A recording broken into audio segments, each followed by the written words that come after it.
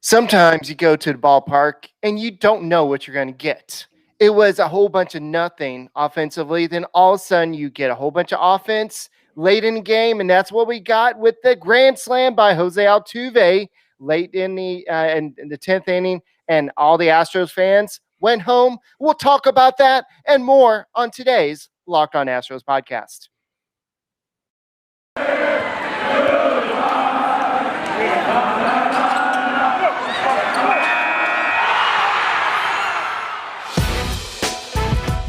It's the Locked On Podcast Network, your team every day.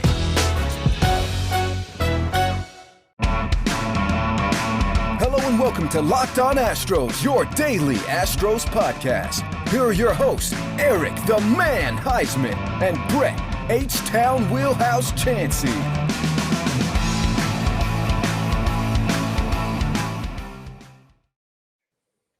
We are Locked On Houston Astros, and we hope that you join us for a daily Locked On Astros podcast. My name is Eric Heisman. You can find me on Twitter at Eric Talk Stros. You can find the show at Locked On Astros, your team every day. Brett, where can they find you at? They can find me at H-Town Wheelhouse on Twitter and at Stros411 on Twitter, Instagram, and Facebook. Always positive, always Stros. If you were one of those fans that stuck around for that game, you left a happy camper. And speaking of being a happy camper, if you like talk that's just not about the Astros, why don't you check out the Locked On MLB podcast? That's the flagship of the Locked On MLB podcast out there, and he talks about all the different teams out there, and Sully does a great job. So go ahead, subscribe to him. And listen wherever you get your podcasts. And don't forget to subscribe to us on YouTube. Yes, we are on YouTube, and a lot of y'all are watching on YouTube. Let me go ahead and pull up the chat. I keep on forgetting about the chat. And we got a lot of people out there on chat. And yes, we're going to be talking about all the haters being mad out there. Trevor Hauer, I see you out there. A lot of people are talking about the sticky tack, and we'll be talking about that on today's podcast. But guys, don't forget to subscribe to us on YouTube, and don't forget you can listen to us on Spotify, Apple, Odyssey, wherever you listen to your podcast. Just listen to the Locked On Astros podcast, and there is so much to talk about. And I know that with the way that this game is going, our primary focus was going to be on the rule changes that are be taking place on the 21st of this month, and a lot of pitchers across baseball are not happy about this. And including Dusty Baker's kind of had some comments about this as well, and Jose Altuve kind of talked about this as well. But I'm pumped up about this game. I mean, this was one of those games where it looked like nothing was going on. Then all of a sudden, you had Carlos Correa hit that big home run in the 9th inning. He's so sexy when he does that in the 9th inning, and then all of a sudden. Everything happened right in the 10th inning. Altuve is up, and I was listening on the radio, and it was just like, I don't know who it was. I think it was Shane Reynolds. I don't know who was doing the radio play-by-play, but they were like, all he needs is a base hit. Then they're like, there it goes. I'm like, is this a grand slam? Yes, it's a grand slam. The Astros win. Yes. Yeah, no, it was a great ending. I was wondering how I was going to muster the energy to do a podcast after a 2-1 loss to the Arlington Strangers. I was kind of like, this is going to be, had a long day, been, just kind of low energy today, got up early and worked out. And that just took it out of me. And so this is the jolt that I needed. Lance McCullers Jr. did come in. He pitched 4 1/3 innings. He gave up 3 hits, only 2 runs. 1 was earned. He had 3 walks. He only had 3 Ks, but he threw 77 pitches, 40 of which were strikes. He had his off-speed pitch working, and I thought that they were going to possibly spoil Dusty Baker's birthday celebration, but they had a surprise celebration at the end. And when Carlos Correa does this and Jose Altuve does this together. Is this kind of like a stripper coming out of the birthday cake at the end when the grand slam coming out? No? No, I don't know. I've never seen one of those. I don't know about that. Anyways, so here's the deal. When this happens with these two guys, I know the defense tonight was a little not great, but to think of this team without Carlos Correa and him not here, it's like, golly, man, we got to sign Carlos Correa, man. I don't want to put someone else at shortstop. I mean, to be honest, there's just something about having him here and all the things that he's been saying about the team lately. And but what a great win, because the Rangers play us really tough. And one of the things that, like, I believe Brian Bovasevic was saying, the Rangers may not have a great record, but they play tough. Like, they are not an easy team to beat. I mean, they handed it to the Yankees, I mean, they did a number on the Yankees. I think they swept the Yankees in Arlington. And so they've shown flashes of brilliance with their lack of talent that they have. And dude, what kind of a cannon does Joey Gallo have? That dude's got a freaking fire hose for an arm. Just absolutely just smokes the ball into the infield. I'd be scared to death to catch one of those baseballs, let alone get thrown out by one. You know what I'm saying? Yeah. So this is a great win. These are the wins we have to have. These are the wins that when we were all freaking out about them losing to the sorry teams, getting swept by the Rangers in Arlington and all that stuff, these were the wins that we were like, we need these wins. And we've got to keep winning because the Oakland A's haven't stopped winning, Yeah, so I'm Heel says that Altuve is one, if not one of the most clutch baseball players in today's game, future Hall of Famer, hands down. Well, I know that's probably a little homerism in us. Yes, I think as Astros fans, we see that. I don't know if people across baseball will see that. We'll see how it goes down when his time comes with the Hall of Fame, because there's going to be a lot of people out there that are going to kind of turn their nose down at Jose Altuve because of what has transpired over the past 4 or 5 years. So yes, when he came up, I'm like, this is exactly the player I wanted up, him or Michael Brantley. Honestly, I mean, as sexy as Carlos Correa is late in the innings, I'd rather have Altuve at the plate, because this guy's going to get it done, and he is the MVP. He is the guy that gets things done. So. Yeah, that was a great quote. And I remember, Blummer saying that. I'm glad you brought that up. He said, "Guess what, TK? I'm more than a little tingly." That's what Blummer said to Todd Callis after the Grand Slam. It was great to have all three of them back on the broadcast, because Julie was out on vacation. Todd Callis was out on vacation because they're about to go on this. This is game 1 of 20 in a row, Eric. But I think one of the things we need to look at is, there you go, the little handshake is, I kind of had a knee-jerk reaction, and sometimes when things happen, like, words come out of my mouth before I think about it. So I was like, why the heck are they putting Blake Taylor in? Well, you're not going to bring in Odorizzi in the middle of an inning, right? He's a starter. I mean, I was saying that. A lot of people were saying that. And so I started seeing all these tweets and people talking about it. And you would not. Oh, hey, what's up? Eric got to meet some of our listeners tonight, which is really cool. And so it's going to be neat. Eric and I are going to be at the game together on Thursday. And so we'll do a little 5th inning meetup at the St. Arnold's Brewery out in left field. So if you're at the game, y'all can meet us there. We can hang out and talk baseball. Yeah. So, I know a lot of people are saying, I forgot what I was talking about. I was getting distracted by the bobblehead, but so someone said, Eric, one day you have to have a bobblehead show. I don't, what's a bobblehead show? I don't know. I guess where the bobblehead people talk. I don't know. That's why I was doing the bobblehead. But what you're talking about is with Jake Odorizzi, and I think Jake Odorizzi. I don't want to take away what Odorizzi did today. He came in and did exactly what you wanted him to do. He came in, pitched 4 innings, 2 hits, 3 strikeouts. He didn't walk anybody. He didn't allow any runs. And a starter, a guy like that, you're not going to bring him in and with runners on base. He is not used to coming in a situation with runners on.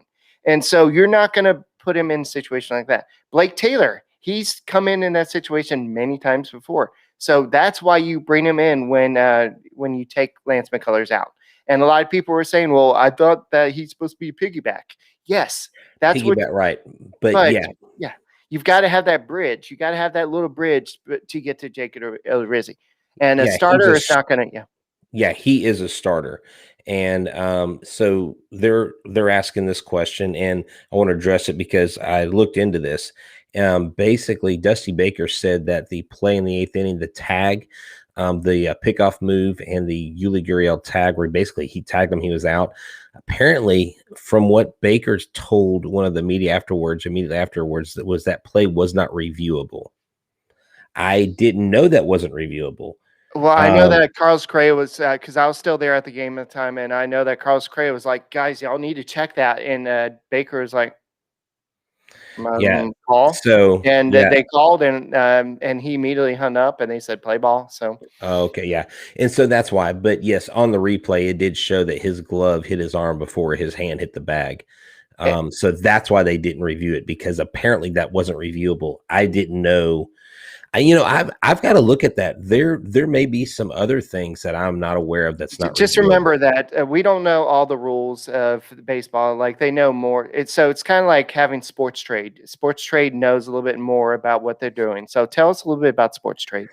So I've been talking a lot about Sports Trade lately. If you haven't heard about it, it's where fantasy sports meets the stock market. It's no wonder that this company is blowing up. The site is really amazing. I frankly can't believe nobody else has thought about this concept before Sports Trade, where they truly taken fantasy to the next level. That's right. It allows you to buy and sell shares in your favorite players just like real stocks, like Fernando Tatis, Ronald Acuna Jr., Jose Altuve, Yuli Gurriel, Yordan Alvarez. It's fair and super exciting way to cash in on all your knowledge of sports. And they just added the baseball to the platform, so check it out today. Making money with Sports Trade is simple. Player values rise and fall based on two factors. One, their performance in each game based on their projected fantasy value. And two, good old supply and demand, baby. That's right. The more shares that you're purchasing each player, the higher the value goes. Simply go to sportstrade.com and watch the How It Works video, and then sign up to get started today. Sign up today at sportstrade.com and discover the fun and exciting and profitable new way of sports trading. This is truly the evolution of fantasy sports. I really think that you'll be amazed. Don't sit on the sidelines any longer. Get in the action at sportstrade.com. All right. So you keep on saying the stonks. What the heck is a stonk and Wealthfront? Okay. Well, thanks. I don't know. You can look it up while I'm doing the live read. Stonks, memes. Apparently people that are day traders know what these things are. Rocket ships, day trading. I can't fake it till I make it. Can be a lot of fun, but if you want to grow your long-term wealth, what really matters is you can make it to the moon, even Mars, financially, if you want, with Wealthfront investment. Investing can be complicated, but whether you're a beginner or you've been investing for years, Wealthfront makes it easy. They have the right tools for every portfolio. Decades of data shows that investors that trade individual stocks underperform the market every year, just like if you root for the Dodgers. In fact, only 1% of day traders beat the market. Wealthfront.com creates a portfolio of globally diversified, low-cost index fund personalized just for you in minutes. Wealthfront can even help you lower the taxes you pay as you invest. For the average client, their tax loss harvesting can more than cover the low annual 2.5% advisory fee. Best of all, it's automatic. Wealthfront is trusted with over $20 billion in assets, and you can get your first $5,000 managed for free by going to wealthfront.com/LockedOnMLB. All you need is $500 to get started. Grow your wealth the easy way and let Wealthfront do all the work for you. To get your first $5,000 managed for free for life, go to wealthfront.com/LockedOnMLB. That's WEALTHFRONT.com/LockedOnMLB. Start growing your savings today. Unfortunately, the A's win again, and unfortunately, they're playing another bad team. The Angels. Well, and the Angels had been surging lately, so I was kind of hoping they would catch them hot, but they were at 500 before today's game. So the Angels are they're a little better team than the A's have been facing. So, the A's competition is going to get a little bit better coming up, and the Astros competition is going to get a little worse. The best team the Astros are going to be facing over the next 20 games are going to be the White Sox, honestly. And we're going to see them this weekend, and that's going to be the biggest challenge. Oh, and guess who we face? A Dallas Keuchel, and we'll talk about that in a second. No, we face another guy I want to talk about too. So when we get to the White Sox, I want to talk about another pitcher that's talking smack about the Astros. Oh, we're facing Carlos Rondon again? Yeah, Carlos Rondon. He's like he's like, how are we getting 10-game suspensions and the Astros didn't get suspended? I'm like, forget you, bro. So yeah, we got to talk So about are we that. done with today's game? Are we anything else with today's game since we're talking about that? No, one of the things I did notice, and I don't know if it was just Gibson was just on his stuff, but man, Chas McCormick's at bats were like not good today. I mean, Well, he's not going to be great all the time. I didn't say he was, I don't expect him to be great, but he didn't look comfortable up there swinging the bat. He just something didn't look right tonight. He was not dialed in at all. He's, Let's say some prayers for Kyle Tucker. I don't know if there's any updates, but they said that he was sick and he was being evaluated. So hopefully that wasn't. He's probably got a cold or something, I'm sure.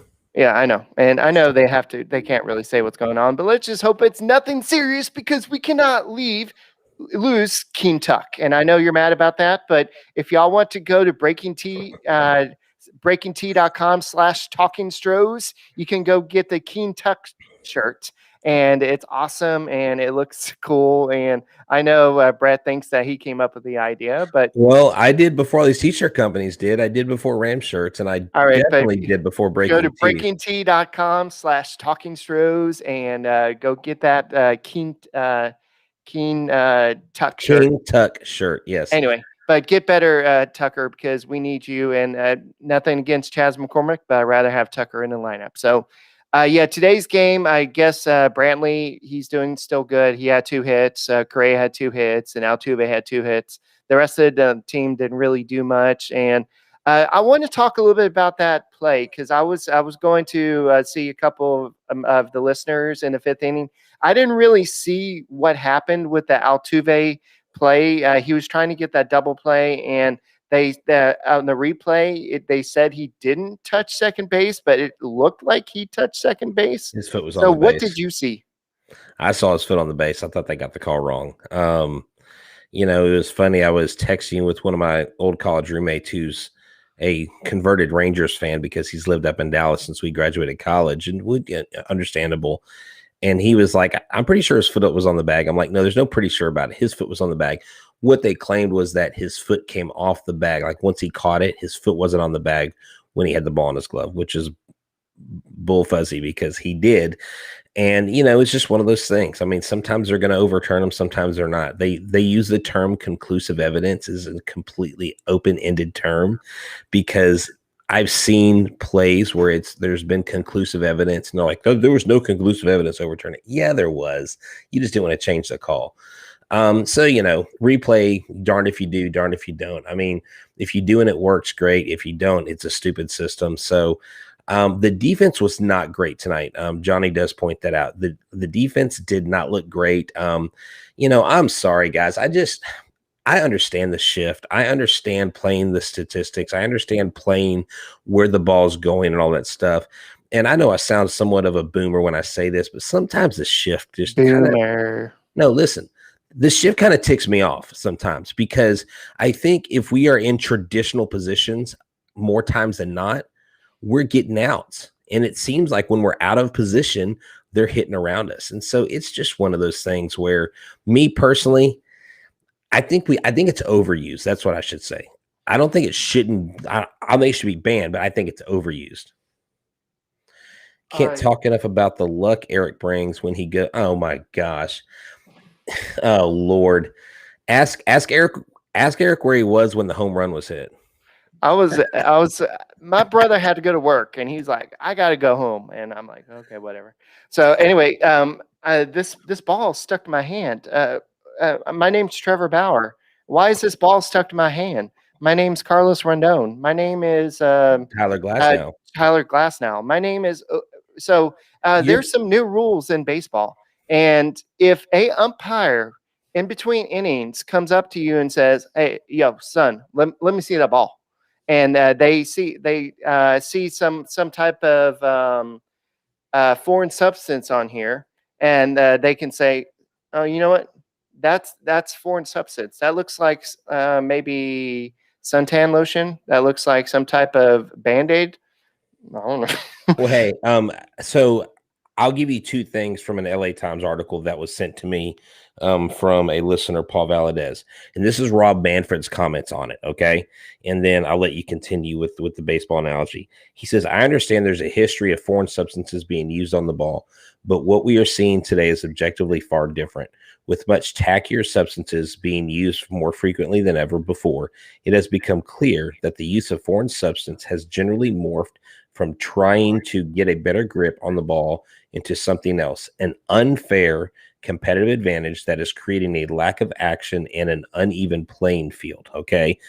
And then this is what Rule 3.01 states, that no player shall intentionally discolor or damage the ball by rubbing it with soil, rosin, paraffin, licorice, sandpaper, emery paper, or any other foreign substance. Now, Rule 602C expands on that rule by stating, among other things, that a pitcher may not apply a foreign substance of any kind to the ball, deface the ball in any manner, throw a shine ball, spitball, mud ball, or emery ball, have on his person or in his possession any foreign substance, or attach anything to his hand, any finger, or either wrist, like you said, Band-Aid, tape, super glue, bracelet. But get this, one of the sponsors behind the batters at the game, Eric, you can't see it at there because it's just a green screen on TV, was Gorilla Glue. Gorilla Glue was one of the sponsors of the Astros tonight, and I thought that was absolutely ironic and hilarious.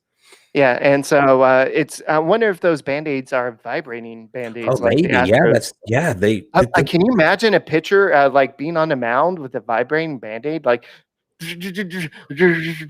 well, I mean, Jose Altuve had to have some sort of tip on this pitch because, he can't hit home runs without, cheating because he's so horrible and awful. All right, Brett. Yeah. Okay, Brett, you sound like you're grumpy. I think you need a Built Bar. Just kind of relax and have a Built Bar. Okay, thank you, sir. I appreciate that. Eric's always looking out for my needs. Okay, Built Bar. Built Bar is the best tasting protein bar in the business. I mean, why get anything else that has a ton of calories, has a ton of sugar, and is not wrapped in 100% chocolate like Built Bar? Built Bar is simply the best. Like, you basically will throw out all other protein bars once you consume a Built Bar. Okay, here's the deal. They've got coconut, they got double chocolate, they got salted caramel, they've got the sky's the limit, mint brownie. They've got chocolate chip cookie dough. Most of them have 17 grams of protein, only 130 calories, 4 grams of sugar, and 4 grams of net carbs. Whether you're the healthy conscious guy or girl and you're on a keto diet or whatever, losing, maintaining weight, go get BuiltBar.com. They're the best bar in the business. And right now, if you use the promo code LOCKED15, you'll get 15% off your first order. Use the promo code LOCKED15 for 15% off BuiltBar.com. All right. I wonder who betonline.ag would say is the first pitcher who's going to be suspended 10 games for using a foreign substance. Well, I got my money on Tyler Bauer. Yeah, it can't be Tyler Glass now because he's apparently blaming his injury on this. So he's probably about to get fined. BetOnline is the fastest and easiest way to bet on all your sports action. Baseball season is in full swing, so you can keep track on BetOnline. Get all the latest news, odds, and info on all your sporting needs: MLB, NBA, NHL, UFC, and more.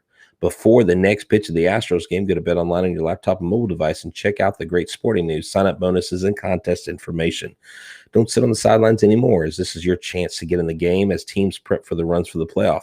Head to the website or use a mobile device and sign up today and receive your 50% welcome bonus on your first deposit. Use a promo code LOCKEDON. BetOnline, your online sportsbook experts. You're giving out 10-game suspensions for cheating, but you give the Astros no suspensions at all. Who am I? Who is Carlos Rondon, Alex? Yes. So Carlos Rondon is mad at baseball for doing this, and a lot of people are coming out and saying that this is not right. Why are you doing this in the middle of the season? Why are you not doing this at spring training? And I think Tyler Glass now, I'm not going to read his whole quote because he went off on this, and he said that this is not fair. You do this during spring training because you have to adjust. And I had to adjust, and I injured myself because I had to adjust, and I hurt my arm, and that's why I'm out, and I injured myself. Now, This is not fair. And I had to make that adjustment, and I've pitched 86 innings. Now I have to change the way I'm pitching. So he's basically saying, yes, I cheated for 86 innings. Now I can't cheat anymore. Now I hurt myself because I had to adjust to this. And, I mean, gosh, we could really get off in the weeds in this, but that's apparently what Carlos Beltran did when he came over to the Astros. And he said, guys, y'all are behind the times. Everybody's doing this. Y'all need to get up to speed, because if you don't, other teams are going to steal your signs. Now, if there are non-Astros fans on here, this is not a whataboutism. This is not, well, what about them or what about that? I'm just telling you the roots of this whole sign stealing thing from the Astros portion. And so from the pitcher's perspective, and even Dusty Baker said this today, why would you bring in something mid-season? Why wouldn't you do something in spring training? Because all the guys have their routines. Using sunscreen and some other thing, rosin, is apparently a common thing.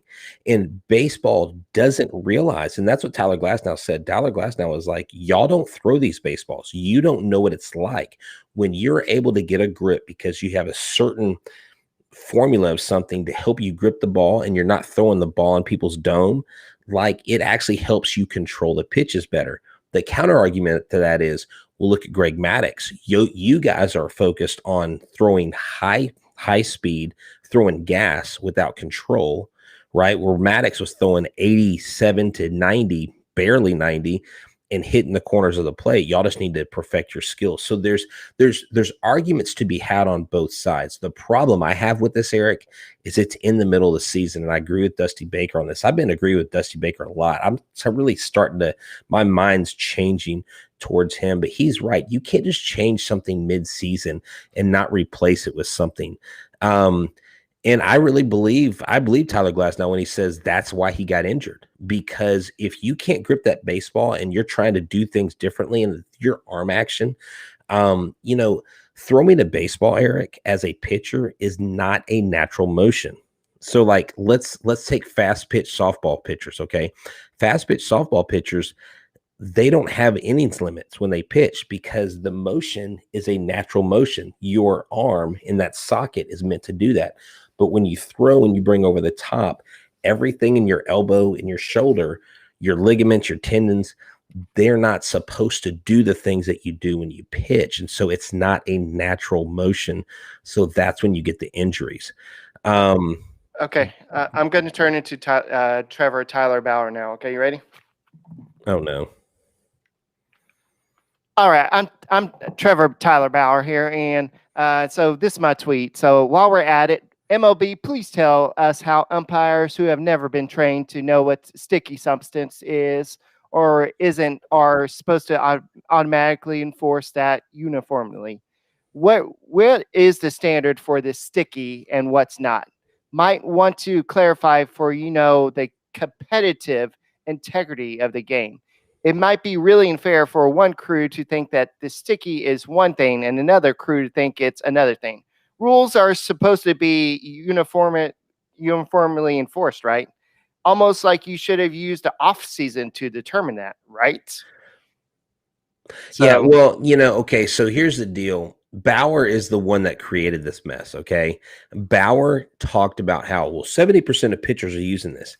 And then he talked about himself, how he used it. And he's been open about it. I mean, he has created his own mess. You don't bite the hand that feeds you.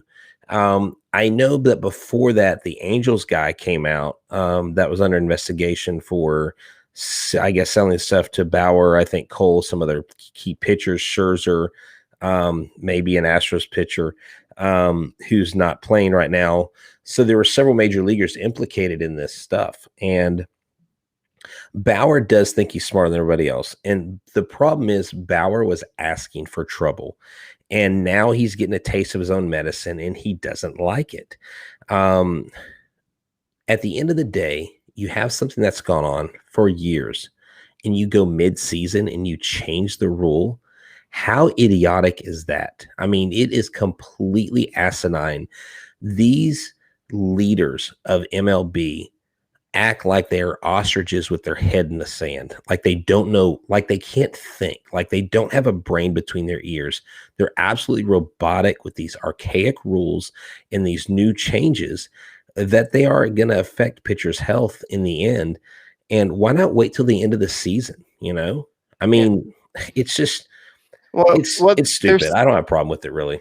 They're saying that, you're saying that you're doing it so you don't hit batters, but hit batters are going up this year. And that is true. Yes, that is true. So they're saying, well, you're saying this is something that has been being done since the beginning of time, but we're trying to change it. And I think Paul Valadez said that this is something that they said they're going to start enforcing at the beginning of the year. Yes, this is something they've said, hey, we're warning you, we're going to start enforcing this. And the pitcher has been like, they're not doing anything. So this is them saying, okay, we warned you. Now this is us doing something about it. So yes, Jose Urquidy said something. Let me go ahead and say something about that. And then I want to talk a little bit about Dallas Keuchel, our old friend Dallas Keuchel. He had something to say about it. So Jose Urquidy on baseball's enforcement. We know MLB wants the players to play clean. We are agreeable. We have to follow the rules. It depends a lot on the player. In my situation, I don't use that. That is the rule of MLB. We have to follow the rule. And I know Carlos Correa said that I'm not the hitter that every time I'm going to hit, I'm looking at the pitcher to see how many times he touches the glove, hat, or belt, or I'm just focusing on having a good at bat. And he said, our offense has been doing great. I'm like, I feel like all year we're not focusing on that. If pitches are going to break less now because of that, I'll take it. So just imagine how good this offense could be if pitchers don't have as good control as they did. And speaking of a control pitcher, let's talk a little bit about what our old friend Dallas Keuchel used to have. I know we were all big fans of Dallas Keuchel when he was here, but you know who Dallas Keuchel was not a fan of?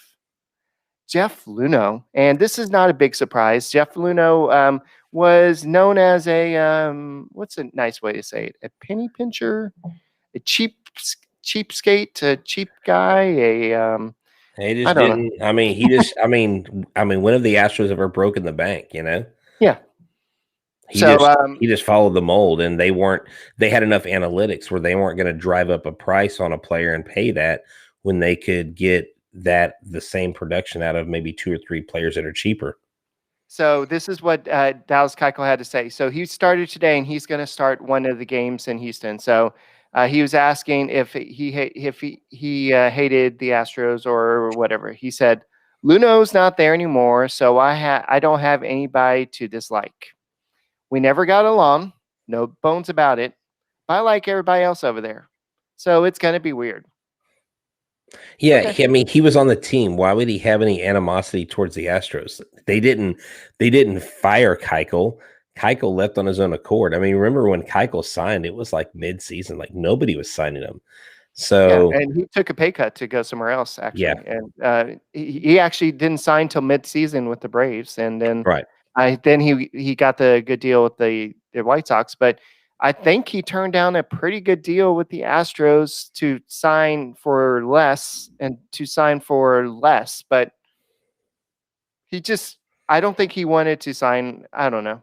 But on his return to Houston, I don't know if it's going to really register with me until the moment or afterwards. It's really a place I never thought I was going to leave. In all honesty, I have a lot of guys over there I have really big time admiration for still. And I have a lot of contact with still. So this guy was still a big fan of this team. So I think that he just really did not want to be around Jeff Luhnow. And that kind of shows how it feels like a lot of people didn't like Jeff Luhnow. And he said it was hard to leave because the fans are great, but it's not hard when you're not being valued at what you really are. No, right. And I mean, if you recall, he voiced his displeasure in the clubhouse, about that. He was very vocal. And when they didn't think they were going to get anybody in the trade deadline in 17 before they got Verlander. He was very adamant. He's like, it's basically clear that this club's not into winning championships. And that's typically not something you do if you and the GM get along. You don't voice that kind of displeasure, but that happens. And, baseball is a business. And I still have a lot of respect for Dallas Keuchel. I think he's a great guy. It'll be great to have him back in Houston, not in a White Sox uniform, but I'm sure they'll give him recognition like they've done other players. I mean, he was part of that 2017 team, and he was a big part of that season and why they won that World Series. All right, so tomorrow's matchup, it's going to be Jordan Lyles versus Zach Greinke. This favors the Astros on paper, but they don't play baseball on paper. So we'll have to see what happens. And I heard some stuff on the radio today about that book from that guy up in New York about Andy Martino.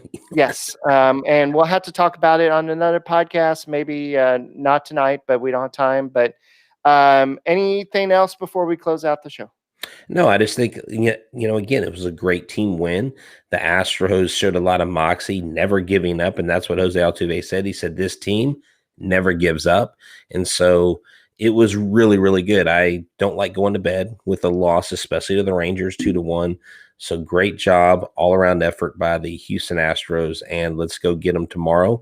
We'll get a second win, and that will lock up the series win. And then let's go for a sweep. Let's do to them what they did to us a few weeks ago. All right. Today on the Locked On Today podcast, Kevin Durant was all the Brooklyn Nets needed.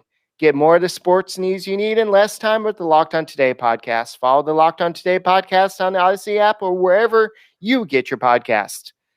And so let's hopefully the Astros do what they need to do tomorrow and continue to get wins against the sub 500 teams. And we'll be back tomorrow with the Locked On Astros podcast. Go Astros. And no, I'm not going to the game tomorrow. I know somebody wants me to go because apparently I'm good to luck, but no, I'm not going to the game tomorrow. Go Stros, and we'll see you tomorrow.